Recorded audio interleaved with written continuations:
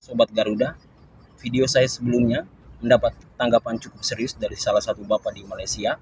Beliau mengatakan bahwa Indonesia ini beragam sukunya. Nah, pada tahun 1945, ketika mereka melakukan pertemuan-pertemuan formal, bahasa apa yang digunakan? Nah, selengkapnya teman-teman bisa simak berikut videonya. Sebelum wujudnya Indonesia pada 17 Agustus 1945, banyak suku kaum di Indonesia. Antara Jawa, Madura, Sulawesi, apa lagi Lombok, Aceh, apa lagi Minang, Riau, apa lagi Sunda, ya. Banyak suku-suku bangsa. Apa bahasa mereka gunakan bila pertemuan antara satu suku dengan satu suku? Terima kasih sudah bertanya. Saya akan menjawab pertanyaan Anda dengan terlebih dahulu mengajak Anda untuk flashback kembali ke belakang ketika pada abad ke-16 sebelum Masehi. Tentu Bapak pun sudah tahu cerita atau sejarah ini, bahwa di Selat Malaka pada saat itu adalah merupakan jalur perdagangan yang sangat ramai, di mana mempertemukan pedagang-pedagang dari Gujarat India, kemudian dari Arab dan dari Cina. Nah, bahasa yang digunakan saat itu dalam konteks perdagangan saat itu di Selat Melaka yaitu bahasa Melayu sebagai lingua franca saat itu. Itu tidak saya bantah. Dan video sebelumnya pun sudah saya jelaskan. Kemudian dan itu sendiri diakui oleh Balai Bahasa. Oke, diakui sendiri oleh Balai Bahasa pada Kongres Bahasa yang kedua di Medan, Sumatera Utara pada tahun 1945 bahwa bahasa Indonesia berasal dari bahasa Melayu. Bapak, itu tidak saya bantah.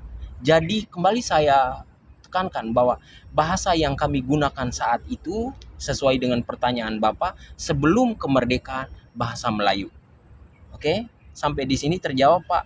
Tapi ingat, bahasa Indonesia bukan berarti bahasa Melayu. Kenapa? Karena yang pertama, bahasa Melayu yang digunakan oleh orang Indonesia, pertama ada penyesuaian dengan lidah orang Indonesia. Itu satu. Yang kedua, ada penambahan unsur asing dan unsur daerah. Unsur asing di sini contohnya dari bahasa Arab, kata abad.